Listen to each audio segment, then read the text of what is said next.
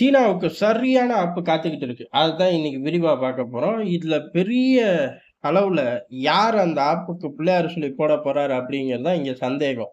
India, Japan, America அப்படின்னு பட்டியல் நீண்டுகிட்டே இருக்கும். இதுல ஒரு பிளேயர் தான் பயங்கரமா தயாராகுறான். யார் அதுன்னு பார்ப்போம்.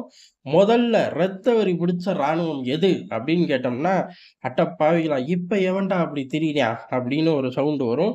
இப்ப அப்படிலாம் ஒரு பயலும் திரியறதில்ல அப்படின்னாலும் திங்கட்கிழமை காலையில ஃபர்ஸ்ட் டேவா அப்படிலாம் யோசிக்காம வரலாற்ற அப்படி புரட்டி பார்த்தோம்னா, அதுல ஜப்பானுக்கு ஒரு தனி இடம் உண்டு. எந்த அளவுக்கு அப்படின்னா, "ஏலே இவன அடக்கவே முடியாதுடா, விட்டா நம்மள தொலைச்சு புடுவான்னு தான் அணுகுண்டே போட்டார்கள் ஜப்பான் மேலன்னு" ஒரு தியரி ஓடும். நெசமாவா அப்படின்னு கேட்டா, போட்ட அண்ணன் அமெரிக்கா தான் சொல்லணும். உண்மையான காரணம் என்ன அப்படின்னு. தியரிகள் பல உண்டு. அதுல முக்கியமானது இதுவும் ஒண்ணு. அந்த அளவுக்கு உலகத்திலே போடப்பட்ட ஒரே அணுகுண்டு எது அப்படின்னா, ஜப்பான் தான். போட்டது யாரு அப்டின்னா, அமெரிக்கா தான். ஆனா, அவன் தான் ஊர்ல உள்ளவனெல்லாம் அணு ஆயுதம் உருவாக்கக் கூடாதுன்னு சொல்லுவான். ஆனா, இந்த அளவு ஒரு சேதாரத்த குடுத்ததுக்கு அப்புறமும், ஜப்பானோட எப்படிப்பா கட்டி பிடிச்சு உறவாட முடியுது? ஜப்பானை எப்படிப்பா ஏத்துக்கிறான் அப்டின்னா, அங்க தான் அண்ணன் அமெரிக்கா நிக்கிறான். அத விரிவா வெவ்வேறு காலங்கள்ல நேரம் கிடைக்கும்போது பார்ப்போம்.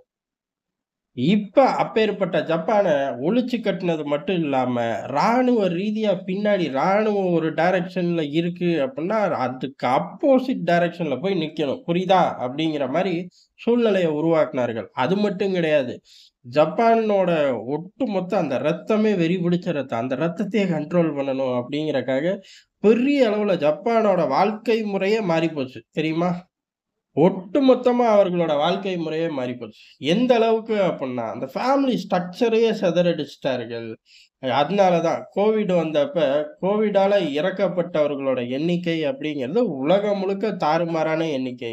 ஜப்பான்ல அதே காலகட்டங்கள்ல கோவிடால இறக்கப்பட்டவர்களோட எண்ணிக்கைக்கு ஈக்குவலாவே இன்னொரு எண்ணிக்கையும் பேரலரா இருந்துச்சு. என்னடா அப்படின்னு கேட்டா, லாக்டவுன் போட்டாச்சு, தனிமைப்படுத்தியாச்சு. அதனோட விளைவுனால தற்கொலை செஞ்சவர்களோட எண்ணிக்கையும் ஏறக்குறைய கோவிடோட எண்ணிக்கைக்கு ஈக்குவலா இருந்துச்சு. இது அந்த காலகட்டங்கள்ல உலகத்துல எதுலயுமே கிடையாது.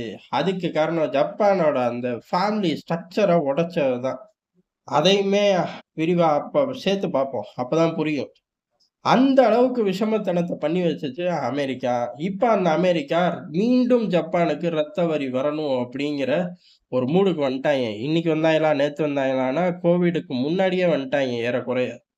அந்த வண்டிய நகர்த்தி விட்டு, இப்ப பழையபடி ஜப்பான் ராணுவ ரீதியாவே ஃபோக்கஸ் பண்ணுது. எதற்கு அப்படிங்கிறத அதான் ஃபர்ஸ்ட்டு பார்த்தோமே, சீன பயலுக்கு ஆப்பு.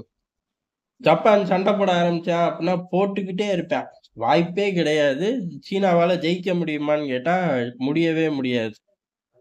அப்பேற்பட்ட ஒரு பிளேயர சீனாவுக்கு எதிரா அமெரிக்கா ட்ரிகர் பண்ணி உருவாக்கி களத்துக்குள்ள கொண்டு வந்துருச்சு. இதற்கு இயற்கையாவே கோவிட் ஒரு விஷயமா மாறிச்சு. இன்னும் கொஞ்சம் செயற்கையா பார்த்தோம் அப்படின்னா, கோவிட உருவாக்குன சீனாவுக்கு ஒரு பேக் ஃபயர் அப்படின்னே எடுத்துக்கலாம். ஏன் அப்படின்னா, கோவிடுக்கு அப்புறம் இவனுங்க போட்ட மந்திரம் தெளிஞ்சு போச்சு.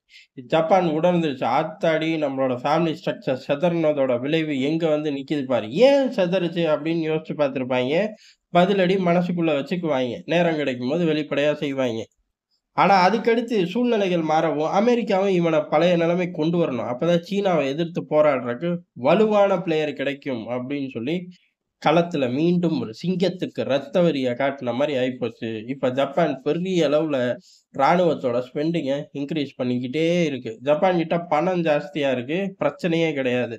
உலக அரங்குல டெவலப்மென்ட் ப்ராஜெக்ட்க்கு அமெரிக்கா ஸ்பெண்ட் பண்றத காட்டிலும், ஜப்பான் பம்ப் பண்ற இது ரொம்ப ஜாஸ்தி. ஆனா, ஒரு விஷயம் என்ன அப்புட்ன்னா, அமெரிக்கா அந்த இடத்துல ஸ்ட்ராட்டஜிக் லொகேஷன் எடுக்கணும்னாலும் ஸ்பெண்ட் பண்ணுவான். இல்ல உண்மையிலேயே டெவலப்மென்ட்னாலும் ஸ்பெண்ட் பண்ணுவான். அந்த டெவலப்மென்ட்ல ரிட்டர்ன்ஸ் இருக்கணும். அத பார்த்துக்குவான். ரிட்டர்ன்ஸ் ஒண்ணு ப்ராஜெக்ட்ல இருக்கணும். இல்ல ப்ராஜெக்ட்ட குடுத்த ரீதியா அந்த ஒட்டுமொத்த நாட்டையும் ரிட்டர்ன்ஸ் எடுத்துக்கணும் அப்படிங்கிற மாரி பார்ப்பான். ஜப்பான பொறுத்தவரை அந்த ப்ராஜெக்ட் கல்லாகட்டுமா ஸ்பெண்ட் பண்ணுவேன் அப்படிங்கிற மாரி ரொம்ப தெளிவாவே ஸ்பெண்ட் பண்ணுவார்கள். உலகம் அரங்குல ஜப்பானோட பணம் அப்படிங்கிறது பல்வேறு இடங்கள்ல பம்ப் ஆயிருக்கு. அவ்வளவு பணத்துல கொண்டு போய் மிலிட்டரில ஸ்பெண்ட் பண்ணா எப்படி இருக்கும்? படார்ன்னு 3வது இடத்துக்கு வந்துருவாய்ங்க. வந்துட்டாய்ங்கன்னே சொல்லலாம். எங்கடா அப்படின்னு கேட்டா, ராணுவத்துக்கு அதிகமா செலவு பண்ணக்கூடிய ஆட்கள். அமெரிக்கா, ரஷ்யா, சீனா அப்படின்னு பட்டியல் போய்க்கிட்டே இருந்தாலும், அமெரிக்கா, சீனா அப்படின்னு 1, 2ன்னு போட்டாய்ங்க. எத வச்சு போட்டாய்ங்க? கையில உள்ள டேட்டா வச்சு எக்ஸெல்ல நிரப்பிட்டாய்ங்கடா.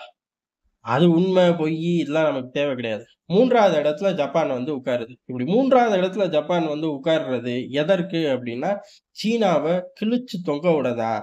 அதையும் இப்ப வெறித்தனமாவே பண்ண ஆரம்பிச்சுட்டார்கள். ஏறக்குறைய அதான் சொன்னேன்ல, சிங்கத்துக்கு ஒரு ரத்த வெறிய காட்டுன மாரி ரத்த வாடை பட்டுருச்சு. ரொம்ப நாள் அமைதியா இருந்த சிங்கம் பொங்க ஆரம்பிச்சிருச்சு. பெரிய அளவுல ராணுவ ட்ரில்கள் தொடர்ந்து நடத்திக்கிட்டே இருக்கு. ஜப்பான் சத்தம் இல்லாம நடத்திக்கிட்டே தான் இருக்காய்ங்க.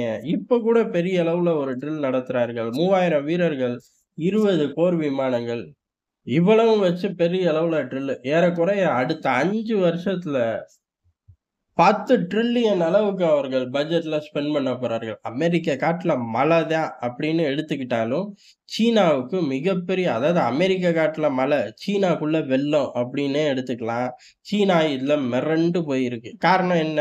ஜப்பான் அவனே தயாரிப்பான். அது ஒரு பக்கம். அமெரிக்காவோட ஆயுதங்கள் உள்ளுக்குள்ள வரும். அது ஒரு பக்கம். 2ம் தாறுமாறான மைலேஜ் எடுக்கும். சீனாவ பொறுத்தவரை காப்பி கேட்டு. சீனா பெரிய அளவுல தான் சம்பாரிச்சு உள்ளுக்குள்ள போடணும். இங்க பிரச்சனையே இல்ல. ஜப்பான் ஏற்கனவே சம்பாரிச்சு வச்சிருக்கான். அது போக ஜப்பானோட பொருளாதாரம் சிறப்பா இல்ல, சிறப்பா இருக்குங்கிற தேவை கிடையாது. அமெரிக்கா பின்னாடி நிக்கிறான். உக்ரைன் மாரி ஃபுல் சப்போர்ட்ட குடுக்க வேண்டிய தேவை கிடையாது. பிட் சப்போர்ட் குடுத்தாலே போதும். சீனா தடுமாறியே ஆகணும். இவ்வளவு சந்தர்ப்பங்கள, இவ்வளவு சீக்கிரம் உருவாக்கும் அப்படின்னு சீனா எதிர்பார்க்கல. ஏன் அப்புட்ன்னா, ஜப்பான் செய்யக்கூடியது எல்லாமே சீனாவ ஃபோக்கஸ் பண்ணி தான். அதாவது ராணுவ ரீதியான ட்ரில்கள் நடத்துறது எல்லாம் சீனாவ ஃபோக்கஸ் பண்ணி தான். குளோபல் டைம்ஸ்ல எழுதி தள்ளணும்ல. நியாயமா பார்த்தா என்ன செய்வான்? குளோபல் டைம்ஸ்ல பிச்சு வீசுவாய்ங்க. எது? ஜப்பானையே பிச்சு வீசிருவாய்ங்க. எழுதியே பிச்சு வீசிருவாய்ங்க. அந்த எடிட்டருக்கு நிகர் அவன் மட்டும் தான். நிறைய படங்கள்ல குப்பை மாரி கதை வச்சுடுறாய்ங்க. அவனுங்கலாம் அவன ஹையர் பண்ணிடலாம். சூப்பர் கதை குடுப்பான். என்ன இவன் ஸ்கிரீன் பிளே பக்காவா பண்ணிறணும். இல்லாட்டி அதுவும் குப்பையா மாறிரும். ஆனா, இந்த ஜப்பானோட ட்ரில் விவகாரம் வாயே தொறக்க மாட்டானே! ஒரு துளி வாய தொறக்க சொல்லுங்க, தொறக்கவே மாட்டான். அமைதியா பார்த்துக்கிட்டே இருப்பான். ஜப்பானோட வம்பு வந்துராம பார்த்துக்கிட்டே இருப்பான். ஏறக்குறைய நடுங்குற நிலைமையில தான் சீனா இருக்கு. ஆனா, நடுங்குற நிலைமையில இருந்தாலும், அமெரிக்கா, ஜப்பான் விடப்போறது கிடையாது. ஏன் அப்புட்ன்னா, சீன நரி தான். அவன் பயந்து பின்வாங்குறான் அப்புட்ன்னா, ஏதோ ஒரு சேட்டைய பண்ண போறான். பாய மாட்டான் சிங்கம், புலி மாரி. ஆனா, ஏதோ ஒரு சேட்டைய பண்ணிக்கிட்டு தான் இருப்பாய்ங்க. அந்த ஏதோ ஒரு சேட்டை அப்படிங்கிறது பெரிய அளவுல ஒரு ட்ரிகர் பாயிண்ட்டா உருவாகும். ஜப்பான பொறுத்தவரை சீனாவ அக்ரஸிவா எதிர்க்கக்கூடிய நாடு. அங்கருந்து ஃபேக்டரிகள வெளியில எடுக்கறதுல அமெரிக்கா கூட தடுமாறிக்கிட்டு இருக்கான். இப்ப வரையும் போராடிக்கிட்டு இருக்கான். ஜப்பான் தான் ஒரே ஸ்கீம போட்டான். "ஏலே அங்கருந்து வாடா, எல்லா செலவும் அண்ணன்து. முடிஞ்சு போச்சா? இங்க வந்து உட்கார்றியா? உட்கார்ந்ததுக்கு அப்புறம் இத்தன வருஷம் உனக்கு சப்சிடி உண்டு" அப்படின்ட்டு போயிட்டாய்ங்க. இப்ப அங்கருந்து ஃபேக்டரிய தூக்குறனால எதுவும் நஷ்டமாகுமான்னா, ஃபுல் செலவு ஜப்பான் அரசாங்கம் பாக்குது. இங்க வந்து போட்டதுக்கு அப்புறம் எதுவும் கூடுதலா ஸ்பெண்ட் பண்ண போறோமா அப்படின்னு கேட்டா, ஏன்னா லேபர் காஸ்ட்லாம் டோட்டலா டிஃபரெண்ட் ஆகும் அப்படின்னாலும், ஆப்பரேட்டிங் காஸ்ட் அதாவது அந்த ஃபேக்டரியோட ஆப்பரேட்டிங் காஸ்ட் கணிசமா குறையும். ஏன்னா ஃபுல் சப்சிடிக்குள்ள நான் கொண்டு வந்துடுறேன் இத்தன வருஷத்துக்கு அப்படின்னு சொல்லி கெத்தா அந்த காலங்கள்ல முடிவெடுத்து, சீனாக்குள்ள இருந்த பெரிய அளவு கம்பெனிகள உருவுனதுல ஜப்பான் ஃபர்ஸ்ட்டு.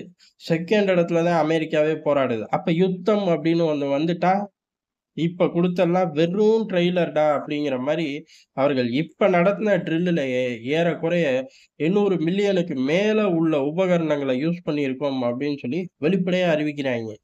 இது 3000 பேர வச்சு ட்ரில் பண்றதுக்கே. அந்த அளவுக்கு ஒரு காட்டாத்து வெள்ளமா சீனாவ நோக்கி ஜப்பான் ட்ரிகர் ஆயிருக்கு அப்படிங்கிறது தான் எதார்த்தமான உண்ம. சீனா சிதறுவான்ல அப்படின்னு கேட்டா, சுக்கு நூறா ஆவான் அப்படிங்கிறது தான் விஷயம்.